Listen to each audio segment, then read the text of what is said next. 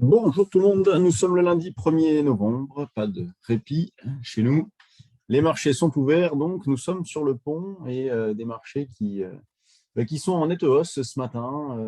Le CAC à proximité des 6 900 points, un petit peu en dessous, le DAX des 15 008, avec une accélération violente vendredi, avec un mélange de plein de choses. C'était là à la fin du mois, donc on peut penser à des habillages. Les algos s'en sont donnés à cœur joie également, probablement des gestions de delta aussi qui se sont activées dans la mesure où on est sur des niveaux pas cotés depuis un petit moment, donc les sensibilités au strike augmentent, d'où des gestions et des achats qui arrivent de manière systématique. Et ce matin, nous avons eu un gap à la hausse avec la pression qui se poursuit. On cherche toujours à acheter, donc c'est vrai qu'on aurait pu penser, et nous, ça faisait partie de notre scénario d'une pause et d'un arrêt éventuellement avant un retracement vers les 6 770 points. On a eu la pause. On n'a pas eu de gros retracements. On en a eu des petits, et comme je vous l'indiquais vendredi, des replis de l'ordre de 1%, donc ce qui est quand même pas non plus énorme. Et donc les marchés ont accéléré vendredi. Donc évidemment, maintenant, on achète un petit cran au-dessus. C'est vrai qu'on se demande toujours ce qui drive les marchés. C'est quand même assez particulier. Mais il ne faut pas se poser trop de questions. Il faut profiter de replis pour acheter. Ce matin, il n'y en a pas vraiment eu. Alors, c'est vrai que moi, dans ces circonstances-là, je profite de la hausse grâce à des calls. Il ne m'en reste pas beaucoup, bien évidemment. Mais des calls 6009 qu'on avait achetés il y a quelques temps déjà. Donc, mais ceux-ci se sont bien valorisés. Et puis maintenant qu'ils arrivent quasiment à la monnaie, je vais voir comment je les exploite. Ça peut être, je les vends pour prendre l'écart. Je vends du futur en face pour monter un put synthétique jusqu'à l'échéance, un put synthétique quasiment gratuit. Ça peut être, je vends du call pour faire de la vente de call spread. Je n'ai pas pris de décision encore. Enfin, je réfléchisse à tout ça. En intraday pur, on va essayer d'acheter maintenant vers 6 870, exploiter le pullback avec 8h15 ce matin. Sur le DAX, dans le même esprit, ça serait 15 000. Moi, j'aimais bien 755, mais c'est vrai que ça fait un petit peu loin maintenant. Donc, on pourrait remonter, par exemple, à 60, 65. Voilà, ça rime à pas grand-chose. Moi, je vais rester à 55. J'y suis placé.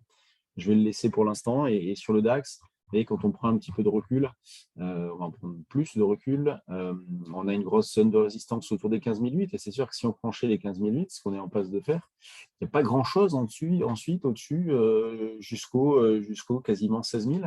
Donc, on a une nouvelle impulsion là, qui se déclenche un petit peu partout. Sur le CAC, on se rapproche d'une situation de double top. Donc, on est un peu à la croisée des chemins partout, avec cette accélération qui a été très violente. Vous voyez, si on prend du recul sur le CAC, on voit bien les 15 009. Vous voyez, tac, ici. Donc, les niveaux du mois d'août avant le trou d'air de l'échéance. Donc, ah oui, mais là, c'est sur le futur. Voilà, tac. Sur le cash, étant donné qu'il n'y a pas les dividendes ont été détachés, on est en situation de double top, et là sur le futur, on est un petit peu au-dessus. Donc on est toujours dans la zone de double top. Donc double top possible sur le CAC. Sur le DAX, on est en passe de franchir les 15 008. L'Eurostoxx, vous l'avez aussi en bas à droite, comme on le travaille de plus en plus. Là, comme je suis à la maison, je vous ai mis le graphique également, avec une zone d'achat. Ce matin, moi, ce que j'avais proposé sur le trade du jour CAC, parce qu'on fait quelques propositions maintenant dessus. J'avais proposé un achat quand on partait de 65, j'ai proposé un achat sur 53,5, qui n'a pas été atteint. Donc maintenant, on peut tout remonter et par exemple prendre 65, 55, 65 comme zone d'achat sur l'Eurostoxx. L'euro-dollar, lui, vendredi, a sacrément morflé, puisqu'il est passé de 1,17 à moins d'un 15. Enfin, pas moins d'un 15, à moins d'un 16, donc 1,15 jusqu'à 1,1540 en fin de séance vendredi. Donc, ce qui a bien validé une nouvelle fois notre sens prioritaire qui est baissier, avec comme niveau de rupture un 17,50. Donc, on prend les mêmes et on recommence. C'est sûr que maintenant, on s'en est éloigné considérablement du niveau de rupture, mais on cherche toujours à vendre sur des rebonds. Et pour ce début de séance, vous avez un 15,90. Et sinon, si jamais on a un rebond un petit peu plus violent, on va reprendre les niveaux qu'on a travaillé la semaine dernière, la zone des 1,16, 20, 25. Mais bon, c'est vrai que c'est pas à côté. Concernant les actions, donc je vais changer d'espace de travail. Alors, je change d'écran. Voici l'écran des actions. Donc, Bon, mais en forme ce matin, nous avons notamment Renault qui prend plus de 2%. Il y avait Sanofi qui boostait bien aussi. Bon, elle se comporte toujours bien, hein, prend plus de 2%. Donc, gros gap à la hausse sur Sanofi.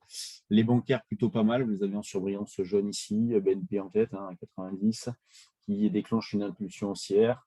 Vous voyez, avec le franchissement des plus hauts récents, SocGen, elle est à peu près dans la même configuration, un tout petit peu plus basse. Elle n'a pas franchi son dernier plus haut. Et le Crédit Agricole aussi, donc les bancaires, les trois ont la même tête. Le volume sur le CAC, 300 millions, c'est pas mal, hein, pour un 1er novembre. On pourrait s'attendre à moins.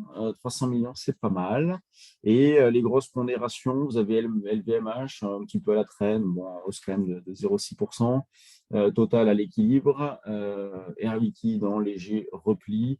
Donc, tout est plutôt bien orienté. Là, il y a 4 baisses. Air Technique, Carrefour, Air Liquide, Vivendi, mais vraiment de petites baisses. Technique, vous l'avez ici. Bon, elle piétine, hein, elle dérive depuis un petit moment. Dans les screeners, on va passer en revue le 1 quart. Là, c'est 1 quart Europe. Hein, donc, il y a plus que les valeurs françaises. Vous avez Imerys qui se redresse, qui n'est pas vilaine. Vous avez Albioma, vous avez Chargeur, on est dessus, Chargeur, placé pour sortir à 27,5. Atari, Valneva, donc qui redémarre, XFAB, Thyssen, Latécoère. Latécoère, on peut très bien essayer de déclencher une impulsion haussière au-dessus des plus hauts récents, mais bon, c'est pas non plus la crème de la crème. Hein. Puis de toute façon, vous voyez au niveau du prix, hein. 55 centimes, ça ne fait pas vibrer. J'ai Evans qui redémarre. Bon, il y a un petit peu de spec, c'est pas mal. Donc, pour l'instant, les marchés bougent bien, c'est assez agréable. Donc, il y a des choses à faire en espérant qu'ils reviennent un petit peu en arrière, qu'on puisse acheter pour accompagner cette hausse-là, parce que sinon, c'est vrai que c'est uniquement par l'école, alors c'est mieux que rien.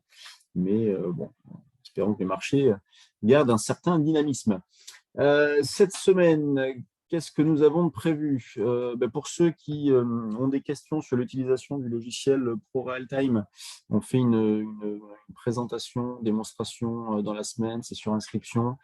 C'est mercredi, me semble-t-il, en milieu de journée. Et jeudi soir, présentation également en ligne, mais cette fois-ci de Perceval, de nos formations, de nos services. On parlera du trade du jour notamment. Si jamais vous avez de l'intérêt, ces deux événements-là sont en ligne. La présentation ProRealTime, c'est payant, et la présentation de Perceval, bien évidemment, c'est gratuit. Donc, si vous avez de l'intérêt, n'hésitez pas. Sur ce, bon 1er novembre, et puis on se retrouve demain du bureau. Allez, salut à tous.